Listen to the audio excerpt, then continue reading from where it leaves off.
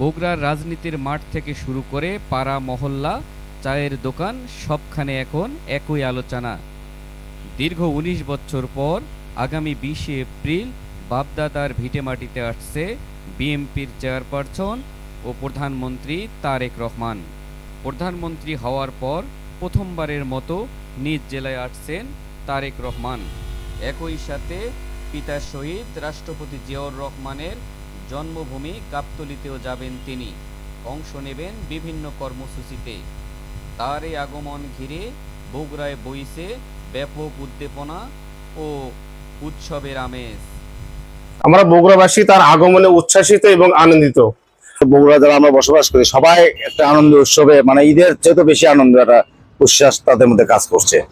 কারণ বগুড়া মানুষ দীর্ঘ 17টি বছর এই ফ্যাসিস্ট হাসিনার দ্বারাই নির্যাতিত হয়েছিল। বগুড়ার মানুষ উন্নয়ন থেকে বঞ্চিত ছিল। তার জনাব তারেক রহমান বগুড়াকে নতুন ভাবে সাজাতে চাচ্ছেন।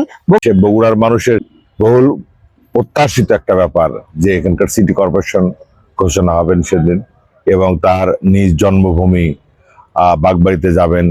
জন্মভিটায় তিনি কিছুক্ষণ অপেক্ষা করবেন, ওখানে কিছুক্ষণ সময় কাটাবেন, তারপরে ওখানে গ্রাম হাসপাতাল পরিদর্শন করবেন, সবশেষে উনি বগুড়ায় একটা জনসভা করবেন। আমাদের শুধু যে জায়গাগুলোতে উনি যাবেন এবং যে সমস্ত ফলক উন্মোচন করবেন এবং আমাদের যে কার্ড বিতরণ হবে আপনার বাগবাড়িতে, এবং বাগবাড়ি শহীদ জিয়া স্মৃতি বিজড়িত বাসায় যাবেন, সেই বাসা পরিদর্শন করবেন। ওখান থেকেই আমরা আবার এখানে ফিরে আসব। এগুলো মোটামুটি কর্মসূচি আমরা মোটামুটি ঠিক করে ফেলেছি।